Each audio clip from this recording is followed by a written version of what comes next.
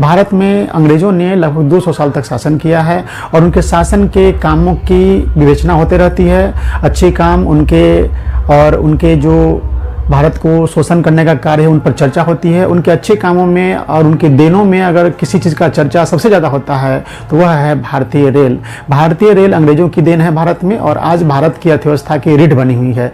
तो चलिए हम लोग कुछ समझते हैं, इनके बारे में जानते हैं। भारत में रेल की शुरुआत 1853 ईस्वी में हुई है और 16 अप्रैल 1853 ईस्वी को बम्बई के बोरी बंदर से ठाणे के बीच में एक ट्रेन चली थी पहली बार भारत में। एक विशाल भीड़ की जोरदार तालियों और 21 तोपों की सलामी के बीच 34 किलोमीटर की दूरी में यह ट्रेन चली थी। यानी भारत में पहली ट्रेन कब चली थी तो 1853 ईस्वी में।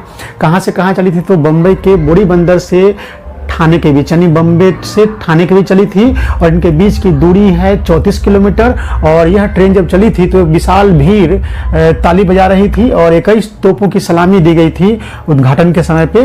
और इसका संचालन, इस ट्रेन का संचालन जो हो रहा था उसमें 3 इंजन लगे हुए थे। साहिब, सुल्तान और सिंध नामक 3 इंजन लगे हुए थे और 13 बोगियां थी। इनमें कुल सवार यात्रियों की संख्या थी 400 और 13 बोगियां थी। भारत में रेलवे की शुरुआत का श्रेय जाता है लॉर्ड डलहौजी जी को। लॉर्ड डलहौजी जी का कार्यकाल 1848 से 1856 रहा है और 1853 ईस्वी में रेलवे की शुरुआत हुई थी। इस तरह हम कह सकते हैं कि भारत में लॉर्ड डलहौजी के शासनकाल में रेल की शुरुआत हुई थी, इसलिए भारत में रेलवे का जनक कहलाते हैं लॉर्ड डलहौजी जी।